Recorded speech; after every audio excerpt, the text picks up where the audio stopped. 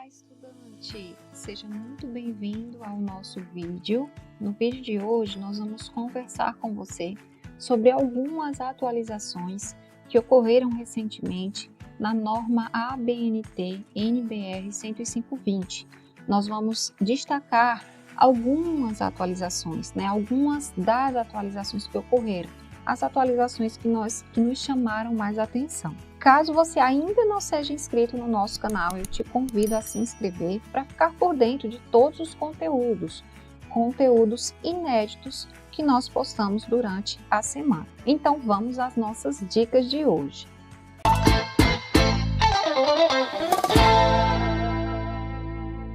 Nós vamos começar falando sobre o sobrenome dos autores. Essa foi uma mudança bem radical, chamou muita atenção, as pessoas estão comentando bastante.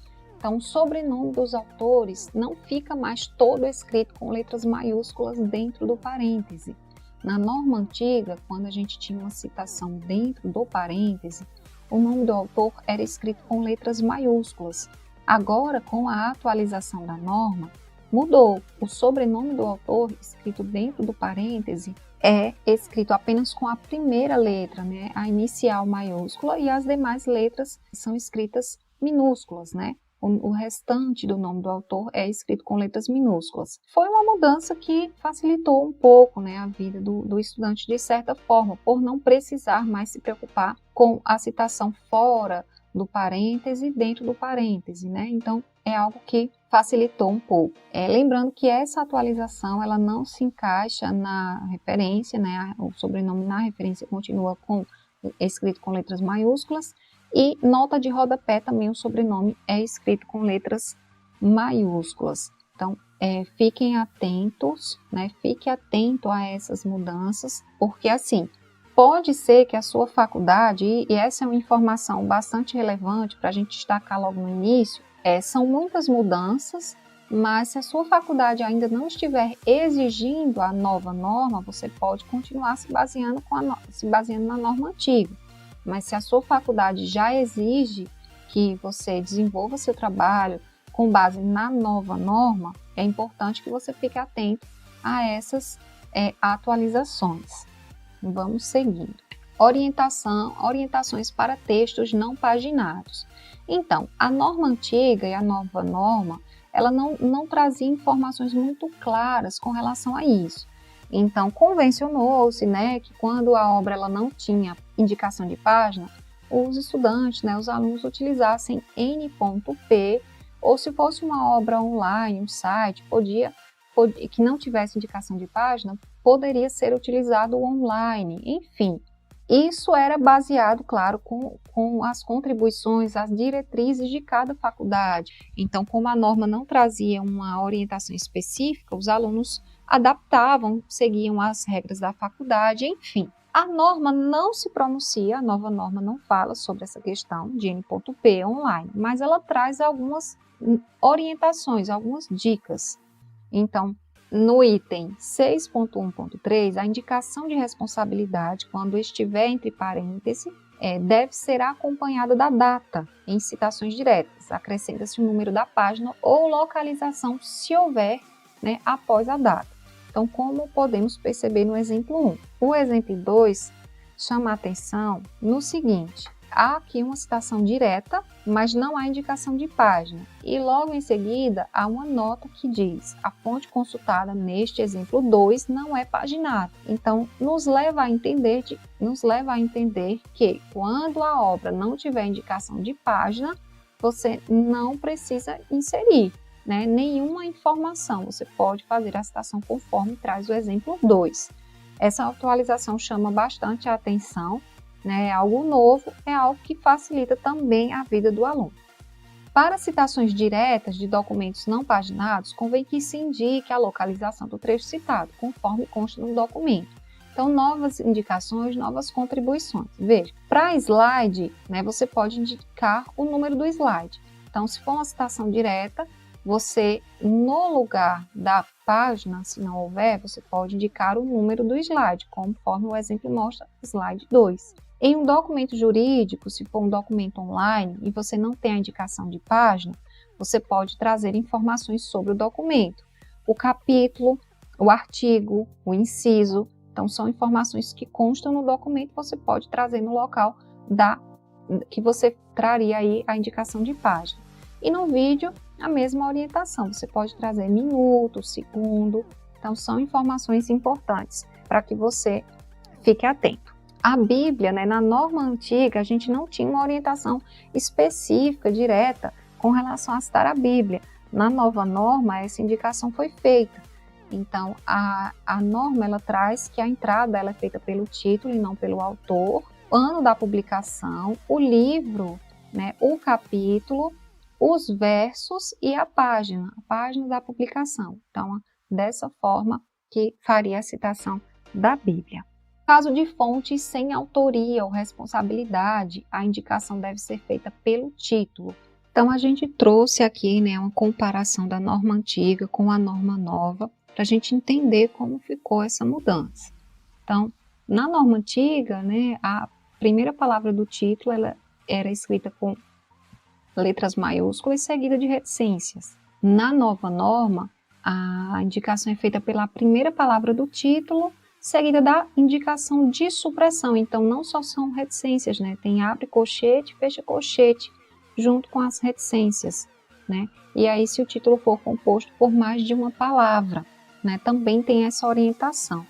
Então, aqui, olha, a gente consegue entender melhor a indicação da nova norma, né? Se a palavra, né, a primeira palavra, ela tiver também indicação de um artigo, né, a flor, o mar, então fica escrito assim, a primeira palavra, né, o artigo fica letra maiúscula, escrito a letra fica escrita com letra maiúscula e a palavra fica escrita com letras minúsculas, né? Então, se a palavra ela for seguida, né, ela tiver aí junto a ela um artigo, né, enfim, aí ficaria dessa forma.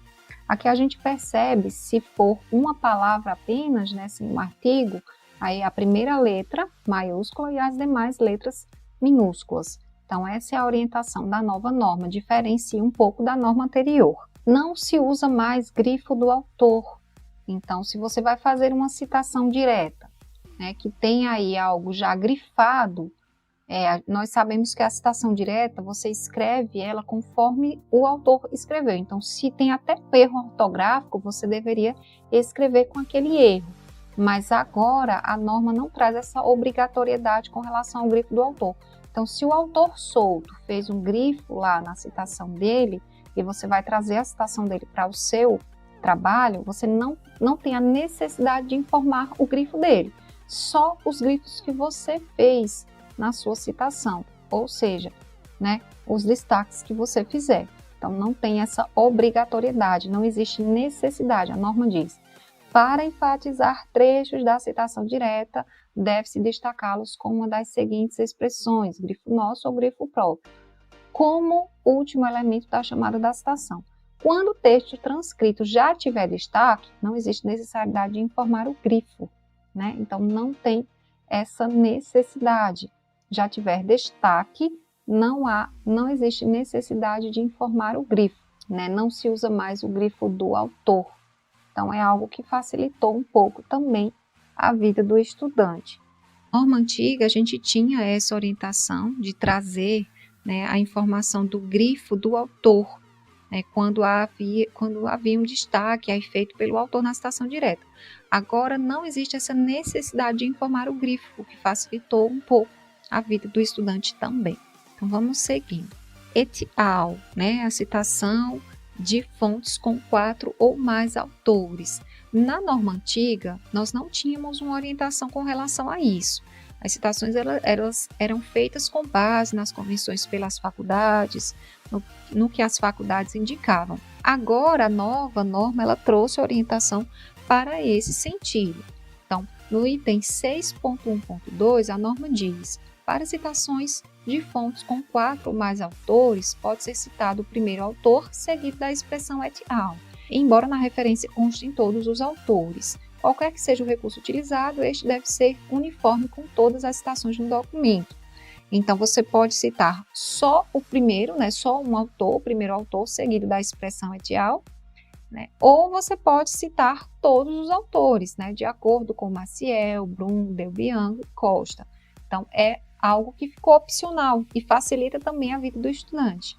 As citações indiretas de diversos documentos da mesma autoria, publicados em anos diferentes e mencionados simultaneamente. A norma antiga, ela não mencionava a questão de ordem cronológica, né? A norma antiga diz: as citações indiretas de diversos documentos da mesma autoria, publicados em anos diferentes e mencionados simultaneamente, têm as suas datas separadas por vírgula.